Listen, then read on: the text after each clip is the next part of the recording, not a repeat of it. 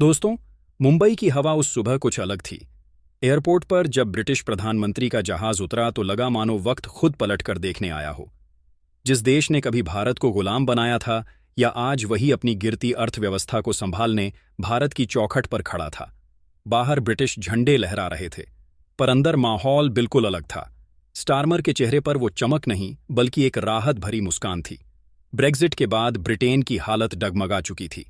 अर्थव्यवस्था जैसे किनारे पर आ अटकी थी, और अब उम्मीद थी कि शायद भारत का हाथ थाम कर वो फिर से उठ खड़ा हो सके। साथ आए सैकड़ों कारोबारी, कागजों में सौदे, आंखों में बेचैनी, क्योंकि सब जानते थे आज फैसले लंदन में नहीं, दिल्ली में होने वाले हैं। स्टारमर की मुस्कान में गर्व नहीं, बल्कि एक अजीब सी राहत झलक रही थी, मानो किसी ने डूबते जहाज को आखिरी वक्त पर किनारा दिखा दिया हो। ब्रेग्जिट के बाद ब्रिटेन की अर्थव्यवस्था समुंदर में खोए जहाज की तरह डगमगा रही थी, और भारत उसके लिए वह सहारा बन गया था जिसे पकड़कर वह दोबारा संभलना चाहता था। उनके साथ आए सैकड़ों उद्योगपति सिर्फ एक व्यापारिक दौरे का हिस्सा नहीं थे, वे उस उम्मीद के दूत थे जो आज ब्रिटेन को भारत से जोड़ रही थी। विडंबना देखिए, जिस देश ने कभी भारत की जमीन से उसका सोना, मसाले और मेहनत लूटी थी, आज वही देश अपने अस्तित्व को बचाने भारत के दरवाजे पर दस्तक दे रहा था। जबकि स्टारमर मुंबई के मंच पर खड़े हुए, तो उनकी आवाज में जीत की खुशी से ज्यादा एक पुराने हिसाब की गूंज थी। उन्होंने कहा, यह ब्रिटेन का अब तक का सबसे बड़ा ट्रेड मिशन है। पर इन शब्दों के पीछे छिपी थी वो सच्चाई जिसे कोई जोर से नहीं बोल रहा था कि अब इतिहास पलट चुका है। जिस देश के सामने कभी भारत झुकता था, आज वही ब्रिटेन भारत के साथ हाथ जोड़कर एक नई शुरुआत मांग रहा है। स्टारमर इस समझौते को अपनी सबसे बड़ी उपलब्धि बताकर आए हैं, लेकिन असल में यह जीत उनकी नहीं, भारत की है, क्योंकि इस बार भारत की शर्तों पर डील लिखी गई है। तो आखिरकार पूरी डेवलपमेंट क्या है? चलिए इसे थोड़ा गहराई से समझते हैं, बिल्कुल ही आसान तरीके से। लेकिन उससे पहले अगर आप वीडियो देख ही रहे हो तो बस एक सेकंड निकालकर लाइक बटन दबा दो और चैनल को सब्सक्राइब कर लो। आपके लिए एक सेकंड होगा, लेकिन हमारे लिए बहुत बड़ी मदद है। दरअसल दोस्तों, भारत और ब्रिटेन की नई डील ने खेल ही पलट दिया है। अब भारत के 99% सामान बिना किसी टैक्स या टैरिफ के सीधे ब्रिटेन के बाजारों में पहुंचेंगे। ये कोई छोटा कदम नहीं, बल्कि एक ऐसा आर्थिक तीर है जिसने सीधा लंदन के दिल में निशाना साधा है। इस बार ब्रिटेन ने अपने बाजारों के दरवाजे खोले हैं, लेकिन चाबी भारत के हाथ में है। ब्रिटिश कंपनियां अब भारत में निवेश के लिए लाइन में लगेंगी, मगर खेल के सारे नियम अब दिल्ली तय करेगा, लंदन नहीं। उधर अटलांटिक के पार वॉशिंगटन में बेचैनी की लहर दौड़ गई है। अमेरिकी थिंक टैंक कह रहे हैं, यूके ने इंडिया कार्ड खेलकर हमें पीछे छोड़ दिया। कभी अमेरिका भारत को अपनी इंडस्ट्री का सबसे बड़ा बाजार मानता था, और आज वही भारत ब्रिटेन के साथ 0% टैरिफ डील कर रहा है। व्हाइट हाउस के गलियारों में चर्चा है, भारत अब केवल बाजार नहीं, ग्लोबल ट्रेड की नई धुरी बन चुका है। अमेरिका की सबसे बड़ी चिंता यही है कि जिस देश को वो अपने आर्थिक इशारों पर चलवाता था, वो अब खुद फैसले लेने लगा है, और किसी भी सुपर पावर के लिए यह सबसे बड़ा झटका होता है। दोस्तों, वक्त कितना बदल गया है ना। कभी वह दिन थे जब भारत को ब्रिटेन से इजाजत लेनी पड़ती थी। आज हालात ये हैं कि ब्रिटेन का प्रधानमंत्री खुद भारत आता है और चाहता है कि यहाँ कोई बड़ी डील साइन करके अपने देश में हीरो बन जाए। ब्रिटिश मीडिया इसे हीरोज वेलकम कह रहा है, लेकिन असली हीरो वाली स्क्रिप्ट किसने लिखी? भारत ने। क्योंकि अगर भारत हाँ ना कहता तो यह पूरा दौरा बस फोटो खिंचवाने तक ही सीमित रह जाता। ये मुलाकात सिर्फ नी पॉलिटिक्स नहीं है, बल्कि ताकत का पूरा खेल है। मुंबई की उसी जमीन पर उतरते ही ब्रिटेन के प्रधानमंत्री को एहसास हो गया होगा, जहां से कभी ईस्ट इंडिया कंपनी ने भारत पर कदम जमाने शुरू किए थे। आज वहीं हालत पलट चुके हैं। अब यहां के नियम भारत के हैं, मैदान भारत का है, और खेल भी भारत का। और ब्रिटिश पीएम अकेले नहीं आए, साथ आए हैं British Airways, London stock exchange, British telecom और दर्जनों कंपनियों के बड़े बड़े सीईओ। क्योंकि सब जानते हैं असली सोना कहाँ है। भारत का एक 140 करोड़ लोगों वाला मिडिल क्लास। आज का भारत अब सिर्फ एक मार्केट नहीं, बल्कि पूरी दुनिया के लिए इन्वेस्टमेंट की राजधानी बनता जा रहा है। दोस्तों, यह सिर्फ ब्रिटेन की कहानी नहीं है। अमेरिका की कंपनियां भी टकटकी लगाए देख रही हैं। सिलिकॉन वैली के बड़े बड़े एनालिस्ट मान चुके हैं, अगर भारत ने ब्रिटेन जैसी डील कर ली है तो अब यूरोप और एशिया के बाकी देश भी इसी लाइन में खड़े होंगे। यानी खेल साफ है।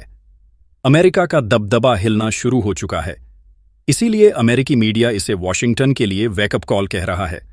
अभी भारत और ब्रिटेन का व्यापार करीब 556 अरब डॉलर का है, लेकिन टारगेट रखा गया है कि 2030 तक इसे बढ़ाकर 112 अरब डॉलर से ऊपर ले जाया जाए। ब्रिटेन को उम्मीद है कि इस साझेदारी से उसके इंडस्ट्रीज में नई जान फूंकी जाएगी और भारत की नज़र है टेक्नोलॉजी ट्रांसफर और इन्वेस्टमेंट पर। इस बार रिश्ते बराबरी के हैं, ना कोई मालिक ना कोई नौकर, दोनों बराबर के खिलाड़ी। मुंबई की गलियों में ब्रिटिश प्रधानमंत्री का स्वागत भले ही जोश खरोश से हुआ हो। सड़कों पर लगे पोस्टर, चारों तरफ लहराते तिरंगे और पारंपरिक अंदाज का स्वागत देखकर ब्रिटिश मीडिया तो चकित रह गया। उनके न्यूज चैनलों पर रिपोर्टर तक बोल उठे, India is treating Starmer like a global leader. लेकिन दोस्तों, असली सच्चाई कुछ और है। ग्लोबल लीडर भारत है और ब्रिटेन सिर्फ मेहमान। दरअसल ब्रेग्जिट के बाद ब्रिटेन की हालत खस्ता है। यूरोप का बाजार हाथ से निकल गया, महंगाई बढ़ी, नौकरियां घटी और इन्वेस्टर्स ने भी किनारा कर लिया। ऐसे में भारत ही वो देश है जो ब्रिटेन को आर्थिक ऑक्सीजन दे सकता है। यही वजह है कि अमेरिका बुरी तरह परेशान है। वॉशिंगटन की थिंक टैंक बैठकों में तक कहा जा रहा है कि यह डील अमेरिका के असर से बाहर है। सोचो जरा, जो ब्रिटेन कभी अमेरिका का सबसे भरोसेमंद साथी था, आज वही भारत जैसी उभरती एशियाई शक्ति के करीब जा रहा है। अमेरिकी एक्सपर्ट्स तक मानने लगे हैं कि एक न्यू इंडो अटलांटिक एक्सिस बन रहा है, जो आने वाले वक्त में पूरी भू राजनीति की तस्वीर बदल सकता है। दोस्तों, सबसे दिलचस्प बात यह है कि भारत ने इस डील को लेकर कभी भी हड़बड़ी नहीं दिखाई। पूरा 4 साल लगे, 14 राउंड की मीटिंग्स हुई। हर क्लॉज को ऐसे चेक किया गया जैसे सर्जरी हो रही हो, क्योंकि नया भारत अब जज्बातों से नहीं, रणनीति से फैसले लेता है। भारत को मालूम था कि उसके 140 करोड़ उपभोक्ताओं वाला बाजार इतना बड़ा है कि आखिरकार हर देश को झुकना ही पड़ेगा। ब्रिटेन भी यही कर रहा है। पहले टाटा, इन्फोसिस और रिलायंस जैसी भारतीय कंपनियों ने ब्रिटेन में पैसा लगाया। अब बारी है ब्रिटिश कंपनियों की कि वे भारत की दहलीज पर दस्तक दें, और इस बार बाजी पलट चुकी है। वीजा की शर्तें, एंट्री के नियम सब भारत तय करेगा। यहीं से अमेरिका की टेंशन और बढ़ गई, क्योंकि ब्रिटेन ने साफ कह दिया है कि भारत के साथ डिफेंस, टेक्नोलॉजी और एजुकेशन सेक्टर में भी साझेदारी बढ़ाई जाएगी, और ये वही 3 सेक्टर हैं जहां अब तक अमेरिका का सुपर पावर टैग चलता था। दोस्तों, हालिया ब्रिटेन यात्रा सिर्फ औपचारिक द्वारा नहीं, बल्कि 21वीं सदी के भारत की ताकत दिखाने वाला बड़ा स्टेज बन गई है। वैसे वॉल स्ट्रीट जर्नल ने भी लिखा कि अब भारत ब्रिटेन के लिए सबसे बड़ी प्राथमिकता बन चुका है, अमेरिका नहीं।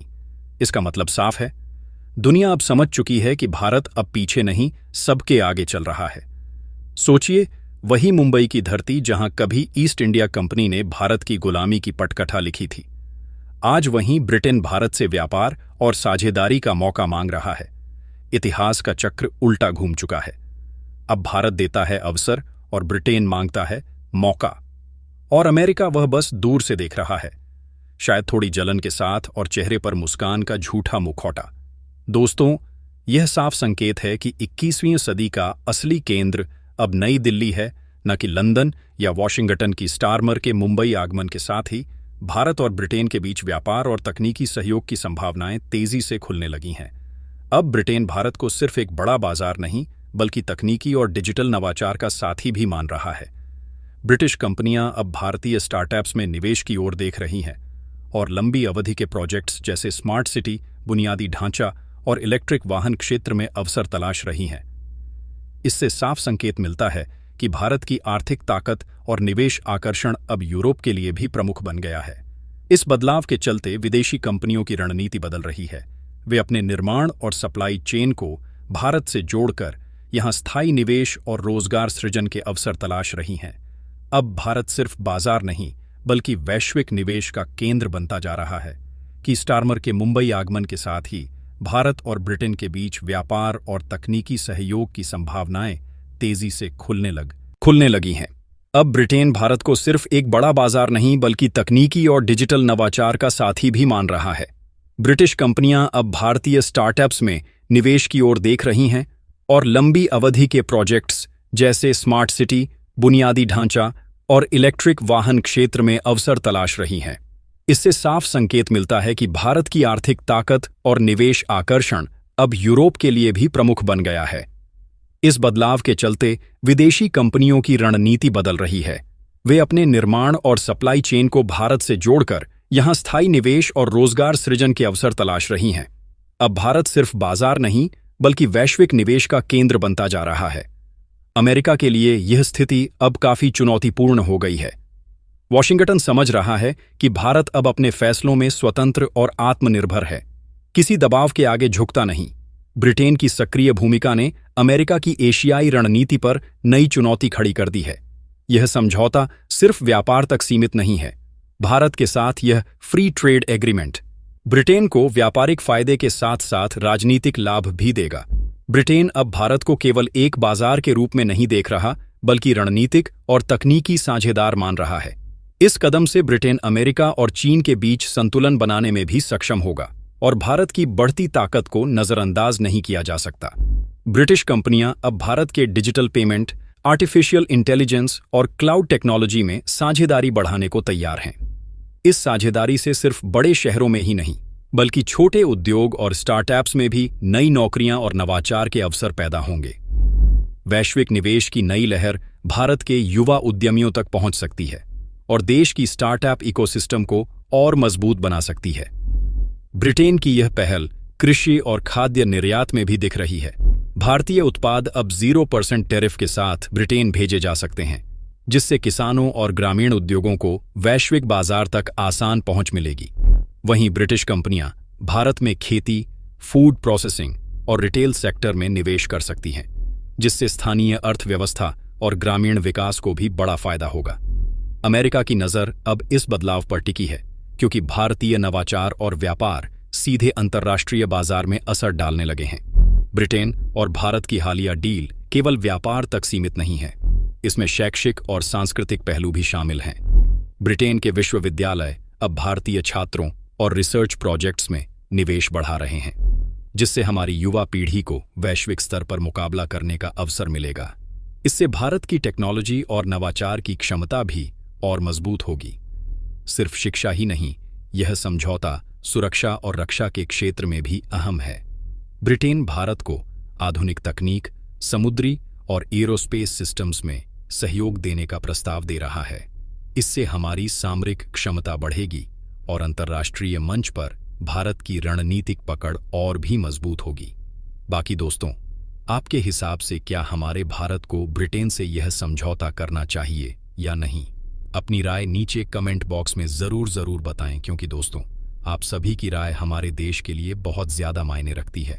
और दोस्तों, ये थी आज की बड़ी खबर जो काफ़ी रिसर्च और मेहनत के बाद हमने आपके सामने रखी है। तो अगर आप हमारी मेहनत को सपोर्ट करना चाहो तो वीडियो को लाइक और चैनल को सब्सक्राइब करके अपने दोस्तों से शेयर कर दें ताकि उन्हें भी यह जानकारी मिल सके। जय श्री राम।